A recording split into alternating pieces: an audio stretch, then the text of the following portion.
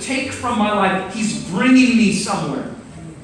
We like this idea. Many nations. Oh God, you're going to show me a new country. You're going to give descendants. But don't forget, Abram left his family, left his country, left his home, sacrificed. He saw the dream of God fulfilled because he came to a place of sacrifice. Came to a place where he goes, God, I'm giving up this because I trust you. I believe you.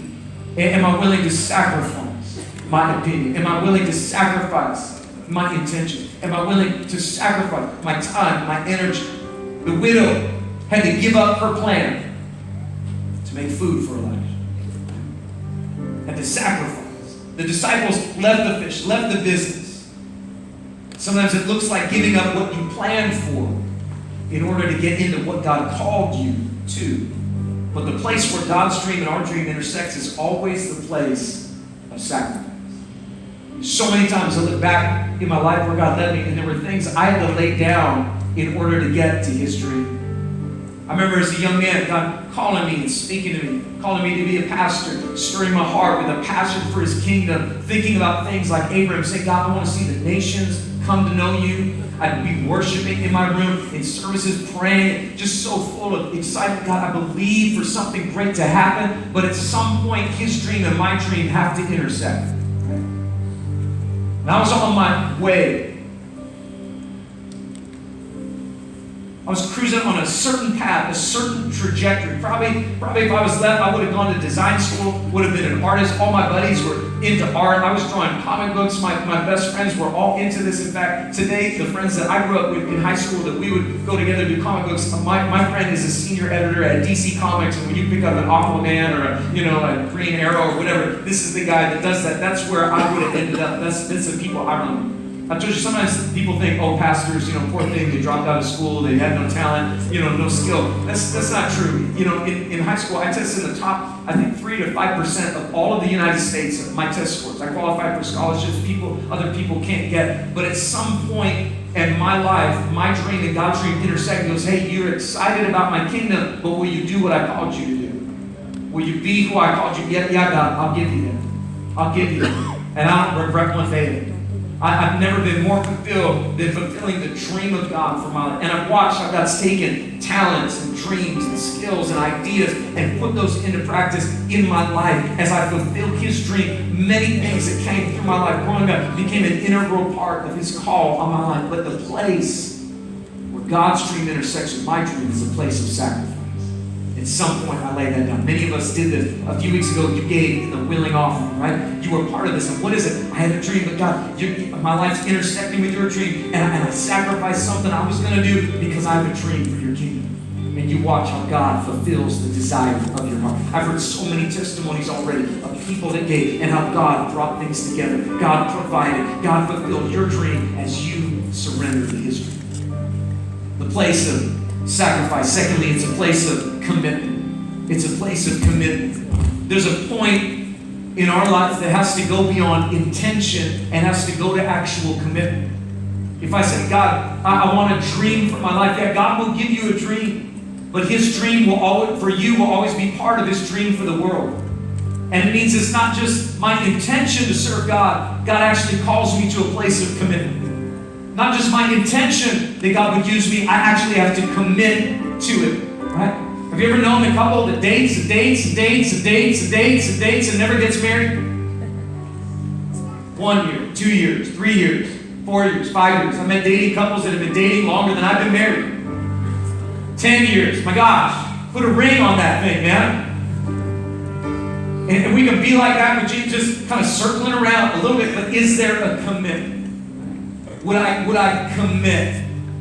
Is there a place where I don't just appreciate God's plan, but I personally commit to His plan? I personally commit. But lastly, what I want you to catch is where God's dream and our dream intersect is not only the place of sacrifice, it's not only the place of commitment, it's also the place of fulfillment. It's the place of fulfillment. This is the place where Abraham's dreams are fulfilled. This is the place where the disciples say, we're not going anywhere else. You have the words of life. This is fulfillment. This is the place where the widow finds provision. This is the place where Abram supernaturally has strength to have children and sees the dream of God fulfilled. It is the place of fulfillment. And maybe you've been trying to run with the dream of your life, but there is a moment here to say, God, I just open my life to your dream. You might be sitting unfulfilled this morning, discouraged because it seems like no matter how hard you work, your dream is just out of reach all the time. But can I tell you, the place of real fulfillment is not the place of striving. The place of real fulfillment is when I surrender to God's dream. That is when I understand what true fulfillment is. That is when true peace comes in my life and true joy. When I let God take control. When I surrender and say, God, this moment, God, this new season, God, this new year, you're stirring dreams in my heart, and I just want to let you know, Lord, your dream is what is important in my life. Maybe you're here and you're not a Christian. You've never given your life to Jesus.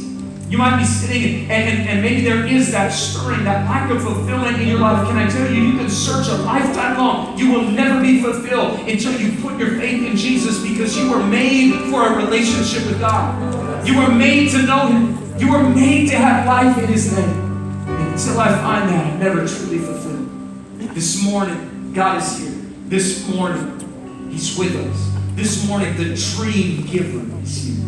But the question is, can I come to a place of sacrifice? Can I come to a place of commitment so that God can bring me to a place of fulfillment? And I believe this is exactly what God wants for our lives. This is exactly where He's leading us this morning. And so today, if you're here in any of our locations and you don't know Jesus, I want to talk to you first. You're not a Christian. Am I that? I mean, you may have been to church before, here or other places, but there's never been one point in time where you made a decision. You made a commitment and said, Jesus, I want you in my life. What you did on the cross, I want that forgiveness in me. I want my past wiped away, and I want a dream for my life. If you've never invited Jesus in your heart, this is your moment. Can I tell you, God has thought about you before that the earth was even breathed into existence. And this morning, you are here by divine appointment. God brought you to this place so that you could be part of His dream. But you have to surrender. You have to make a decision. And so this morning, if that's your heart, you're saying, yes, I want Jesus in my life. I want to pray for you. And what I'm going to do is very simply, in just a moment, I'm going to count to 3. And at the count of 3, if you want this, you say, pray for me. I want you to slip your hand up when I say 3 so that I know who I'm praying for. You can put it down again in every location. Service overseers are going to go on stage. They're going to help me there. They'll see you. And his hands go up all over. You slip your hand up. We'll see it. I'm going to pray for you. And this morning, your life is going to be part of God's dream. Are you ready? Under your eye closed, no one moving around for a moment, just hang tight. It's a holy moment. If you're here this morning and you say, I need Jesus in my heart, at the count of 3, I want to ask you, would you respond? Here we go. 1, with every eye closed, no one looking around, not worried about who else sees, who doesn't see what's happening around you. This is about you and God. You know you need Him. Would you respond to Him now? 2, no hesitation. Without holding back, putting it off, waiting to another moment or another season. You can talk yourself out of anything, but this morning, would you just respond to what God is saying to your life?